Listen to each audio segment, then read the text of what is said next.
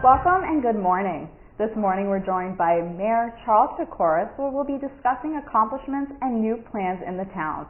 Thank you for joining us, Mayor. Thank you very much for having me. So to get right into it, there's been a lot of buzz about the South Middle School and construction going on. Can you give me a little bit of an update on what's going on with that? Absolutely. We're thrilled to be in the construction phase of South Middle School. It was a long road to get here. As you may be aware of, the fact that we needed to, I needed to ask the council to put a debt exclusion on the ballot. And for me, I took it upon myself to go to each and every school building and tour them from the boiler rooms to the roofs and just see the condition of the schools so that we could create a debt exclusion that included some of the other issues that were out there, like roofs on some of the elementary schools, security, a feasibility study at the high school. But more importantly, the debt exclusion was for us to build a brand new South Middle School. And it was the second part of this project that was put together previous to me being mayor. And it was very important because not only did we have $31 million in the line, but we also had really the equity issue as far as making sure that both sides of town had this brand new middle school. And I'll also say that we hit many bumps in the road from day one. I spent all of the month of January going through and talking to all the PTOs and talking about what was on the debt exclusion, informing people, and we set a date in March for the election, and then COVID came, so we ended up with a September election date, and fortunately, it was overwhelmingly supported. And as far as how we proceeded from there, we were able to borrow $50 million at an interest rate of 1.97 and reduce the time of the note to 25 years. So we really were fortunate as far as the borrowing part of it. And right now, the project is under budget and is scheduled to be completed in the fall of 23. So you mentioned that it was successful and, a lot of people in the town supported the debt exclusion. Why did you personally want debt exclusion, and why do you think it was so widely supported? Well, after, reviewing the finances of the town, we were in a situation where we weren't able to afford to add that much additional debt. So as I looked at the numbers, the only way that we were going to be able to do this is through a debt exclusion and remove it from our regular funding sources. Absolutely. So how did COVID-19, you mentioned COVID-19 and how that kind of put a damper on some of the plans. How did it affect the debt exclusion? Well, first of all, when COVID-19 came about, and we started to close things, essentially it pushed off elections, it pushed off many, many things. So it really made it difficult for us because we had so much momentum going into that March date, and then have everything shut down. It had a huge impact. But I think in the end, the residents of the town really understood what we were trying to do and the importance of it. And really, they came through. I mean, they're the heroes here. So going a little bit more into COVID-19, that has been at the forefront for the last couple of years. And you have been able to put the health and you've prioritized the residents' health basically in the town during that time. So when or how did you learn about COVID? And when did you learn that it was going to be a major concern for Braintree? I'll tell you, we started hearing these rumors about COVID, and it was March 12th. March 12th, myself and my health department director, Mary Beth McGrath, took a ride to Somerville. And there was a number of mayors and other town administrators, as well as the Lieutenant Governor, Mayor Walsh was there. And there was a number of experts, I believe there were 5. And some of them had just come from Italy. So we saw what was going on in Italy and the death toll and just the devastation. And these experts warned us that we should start closing things, that we should start closing our schools, and really gave us a lot of insight as to what was going on in the world and how it was coming to the United States and specifically Massachusetts. So that was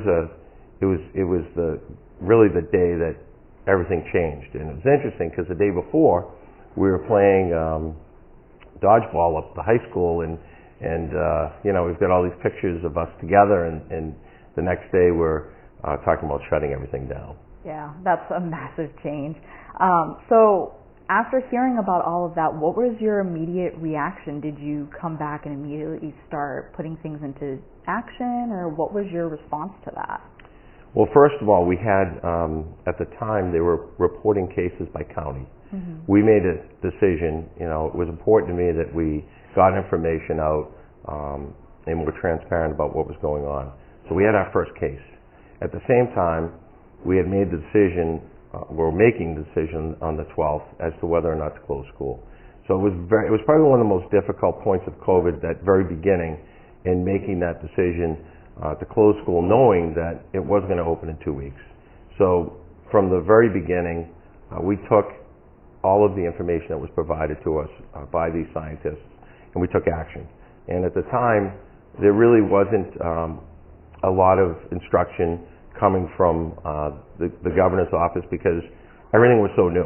So we had to take, I had to take the initiative of state of emergency. I had to take the initiative of closing down certain businesses, a mask mandate. So we took action right away as far as doing everything we could to protect everyone in the town, as well as the fact that, we saw in the very beginning that we were going to have to close town hall to the public. So we did that within a few days and worked on getting our employees the ability to work from home. We did some partial layoffs, and in the end, we were pretty much down to about half a dozen people every day that were in here, 4 of which were in this office here. So we took action, swift action, to make sure that we didn't have a massive spread throughout the town. Yeah, absolutely. So you mentioned about the Braintree Health Department and how they had a big role in kind of planning everything during the COVID pandemic. So how has their role impacted the success of the town since then? Yeah, the health department has just been tremendous in making sure that we were provided with all the information. I never thought when I became mayor that the number one person I'd be working with would be Mary Beth, who runs the health department. But I'll tell you, she is a great asset, and we had meetings every day. Every day at 4 o'clock, we'd all meet, and we'd have all the key stakeholders, and we'd talk about what we were going to do. So it was a day-by-day type of situation until eventually the state got involved, and it pretty much closed everything down. But I'll say that, the information data that came from the health department really was helpful for me to understand what was going on with the virus. In addition to that, Marty Walsh put together a group of mayors. There was about 30 of us, mayors and town managers. We met anywhere from 5 to 6 days a week on Zoom. So, he brought in experts. So we were constantly learning as the virus evolved through that period of time. So we really were provided a lot of great information through the health department. Yeah, so going off of that, there's other agencies that have been involved with the town hall and the town in general, just kind of trying to get things rolling, especially with vaccines, like Brewster Ambulance Services and how their participation in that. How has other agencies' participation helped the town?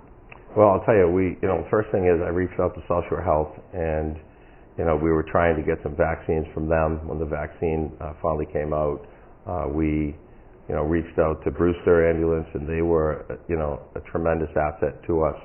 But I'll also say that within the town, we came up with a plan, and the state, when the vaccines were rolled out, I did not want our residents that were 75 and older driving to Gillette or Fenway. So we made a commitment that we were going to vaccinate folks here. So based on all the work that had been done over the years with the flu shot, we used that resource and we created a really nice vaccination site downstairs, and we were able to vaccinate over 3,000 folks, and that was thanks to the help of Brewster and them getting us doses as well as what we got through the state.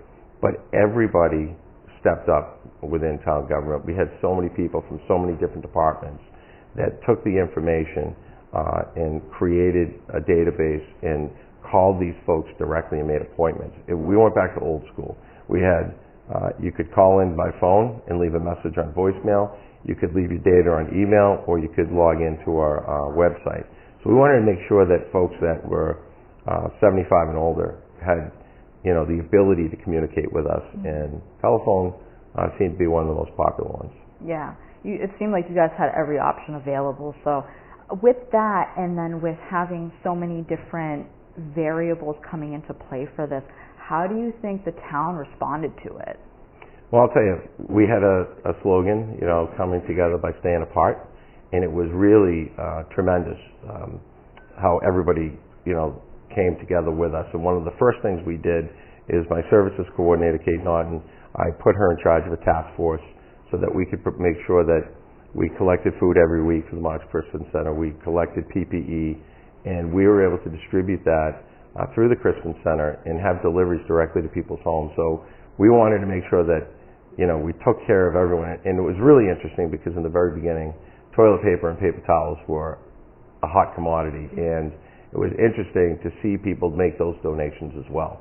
So they raised quite a bit of money to help them facilitate getting the things that folks needed. But the task force was tremendous and continues. We continue to utilize the assets we have there to help folks in Ukraine and in other places. Absolutely. Seems like the town has been a great resource so far, and I have a lot more that I'd like to discuss with you. But first, I'd like to take a break, and we will be right back with more with the mayor in just a moment.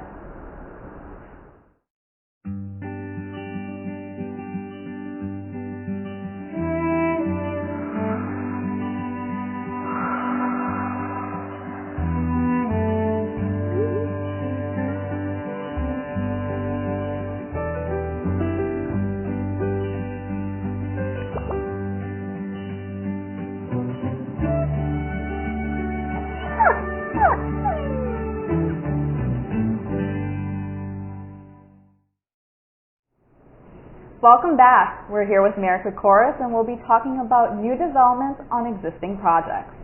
Thank you for coming back, Mayor. Appreciate it. So there are a lot of new projects and developments, as I just said, coming out of the town that residents can look forward to in the future. So one project that has gained a lot of, let's say, publicity and attention from residents has been the Motel 6. So I was just wondering if you could give me a little bit of background on the Motel 6 and what's been happening with that. Certainly. Just a little history on it. At one time it was the Swiss Chalet, and we've just had a number of tragedies over the years, unfortunately, at this site. For me personally, we spent, in my youth, I spent a lot of time at the Bickford's restaurant, and it was a great place for us to all hang out in high school and college. So, it was the situation that occurred more recently in the last few years. I mean, having one of our offices shot was very difficult, and it wasn't the first time that had happened at the site. We needed to do something about it, and the location was really no longer viable for that type of use. The Motel 6 site is probably one of the top things that I hear about on a regular basis from residents. What's going to happen with it, ideas of what they would like to see happen with it. But one of the issues with Motel 6 was that property was owned by several people, literally 7 people. And unfortunately, 7 people that were kind of spread out throughout the country and had different ideas of what they should sell it for, and it took a number of years really to get them to come together. And one of the things that I did was I put together a Blight Ordinance and utilized that as leverage to try to get them to finalize a deal. And as we sit today, we do have new ownership, and we'll be announcing the new ownership and what their plans are. They're looking at some sort of retail use on the site, not a motel, just so everybody knows. But certainly this site has really been an eyesore and a blight for the town of Braintree for a number of years. Absolutely. So you mentioned a couple of the obstacles that you encountered, like having several owners. Were there other obstacles that you encountered while trying to figure out what's been going on and how to move forward with the motel? Yeah, basically, there'd been so many different types of development that they had looked at. They had looked at residential development, and the problem with that was that they were looking for a lot of money because they thought they could put a lot more units there than they could. So really, it was about what they were willing to accept. I'm not even sure what the amount was when they closed, but it really made it difficult as mayor to have a property where you have 7 people that can't come together on a purchase and sale agreement, can't come together on what they should be selling it for. And for me, I worked with them, and there were a couple individuals in particular that kind of led the charge. And I think, through the many, many meetings we had, and this was through COVID as well, obviously not in person, but, we ended up being successful at finally getting this sold. And it was really, for me, it was an important goal, because when I became mayor, that was one of my goals, was to have that property redeveloped and no longer have it be an eyesore. Yeah. So do you think that the Blight Ordinance helped at all with the sale of the Motel 6? I certainly think it did. There are some other properties we're looking at as well that need to clean up their act, but that ordinance would have cost them thousands of dollars, maybe $1,000 a day even, based on the violations they had. And for me, it was not just about the blight, but it was also about the safety. The property wasn't being maintained, fences were falling down, and overall it just created a nuisance for the town of Braintree.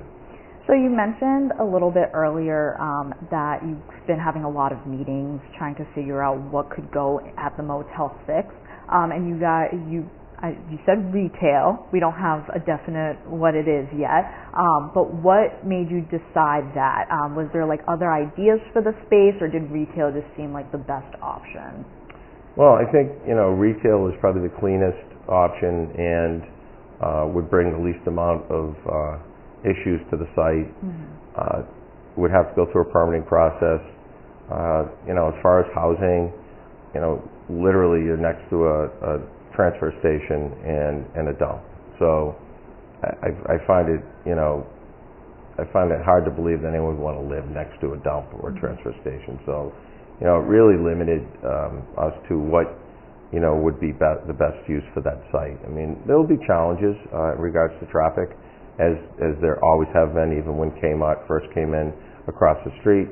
But we'll work through those and come up with solutions. But the most important thing, I think, is the fact that it's sold, and that we're going to breathe new life into it, and we're committed to getting those buildings down and cleaning up the site.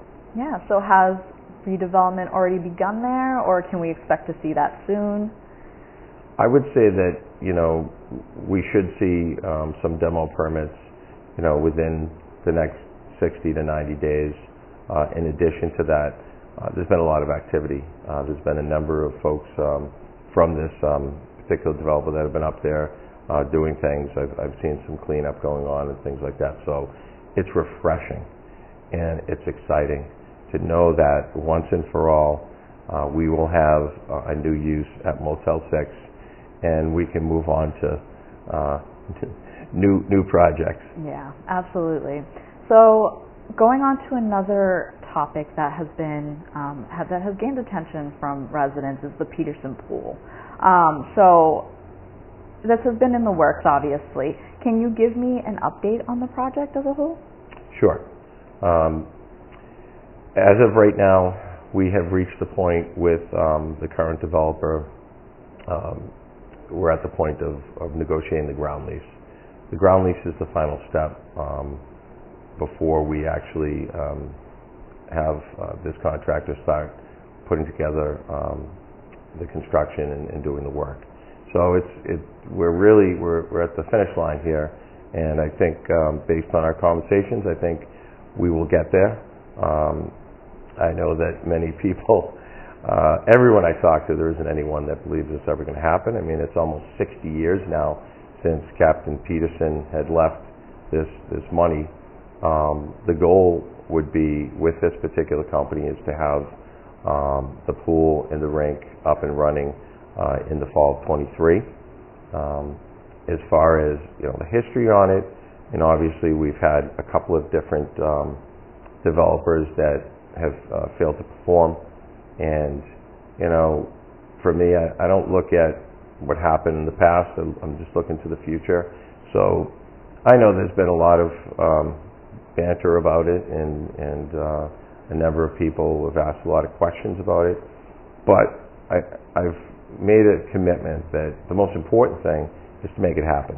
And regardless of all of the things that have happened over the past several years, we're at a point now where we have the ability to get this thing built, and I will say that it's been quite some time. I remember going into then Governor Deval Patrick's office with the rest of the council and the mayor, Mayor Sullivan at the time, and I remember him signing the special legislation, and so it has been a long time, and I understand why people would not have a positive outlook on it. The history of it is amazing. I remember back in the days of town meeting where initially this was going to be built in East Braintree for the children of East Braintree, as was put into the will. It probably would have been a seasonal pool. In addition to that, there was a cypre that was passed that allowed the pool to be moved from East Braintree. And at one point, we actually had a non-binding question on the ballot: do you want the pool to be at Braintree High School? And it was an overwhelmingly positive vote in favor of that.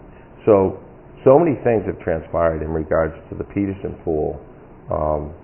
This gentleman, from the legendary folks that I've known over the years, like John Leroy, who was in charge of Braintree High School, he told me the story about how Peterson would come in with his tugboat, and the children would be swimming in the channel, and he was afraid he was going to run them over and hurt them. So that's what led to this whole leaving money to build them a pool. And I think if you look back, it probably was more, it was at a time when we probably didn't have all the baseball fields and other things up there. So at the time, if it had happened, it might not be there today if it was seasonal. So I think it's all worked out, because we're going to have a pool that our swim team will be able to use, and a skating rink in a great location. And I will say that when I put the committee together, when we went to rebid this, we cut ties with the last developer, and when we went to rebid it, I made sure that we had the key stakeholders on there, and two of which that were most important: Jenny Keene, who is the swim coach, and Dave Fasano, who is the varsity men's hockey coach. So it was important for me, because I'm not an expert on hockey rinks. I can barely skate, but I can skate. And it's funny, I just went skiing for the first time in 30 years. My kids convinced me that I should go skiing about a Sunday or so ago, and I did a great job, according to me, although I did fall down walking up the stairs with my ski boots and my shoulders a little sore, but I didn't fall on the slopes. So, it was important to me to have experts on there, the ones that are going to be using it. In addition to that, I brought in the youth hockey members. So, to me, if this rink and pool is not used by our community, is not used by our children, then it defeats the purpose of building it. So I've had meetings with all of these folks, and we are working. What's holding the ground lease up right now is to make sure that they have access to it and that it's affordable and that it works for them. So the pool evaluation committee that you created was basically created upon experience and expertise? Yeah, part of the legislation called for a counselor and a school committee member. So you had Tom Devon and Larry Mackin. Mm-hmm. My chief of staff chaired it, but these two folks were tremendous. I mean, they went through the plans. I wasn't involved. So they reviewed everything, and if this didn't work, they would have not recommended it. So when they looked at what the plans were and went through all of the specifications, they were, very detailed, and then it came to me with a positive recommendation. Okay. So going back to the use of the pool complex. So it's supposed to be used by student athletes, as you mentioned. So will this be expanded to others for revenue, or is that something that you guys have even thought of or discussed? So there's certain times that our students will be using it for, the prime time for hockey and swimming, and then there'll be public swim time that's free. There'll be public skate time that's free, and then there'll be a very low cost swim and skate time as well. So it really creates such a great opportunity for us to have our students and young people have a great place to go and do something healthy. Yeah, absolutely. So that's actually all the time we have today. Thank you so much for sitting down with us. This was very informative. It was nice talking to you. Well, I really appreciate it, and I'll just say that I love being the mayor of the town of Braintree. It is the best job I've ever had, and it's not really a job, because if you love what you're doing, it isn't work. And I'll say that it's really my honor to be able to sit here and to be able to help the residents of Braintree every day, and I couldn't be happier being in this position. Thank you. Thank you so much for tuning in. That was Mayor Charles Kokoros, and I'm Martha Konstandinidis. See you next time.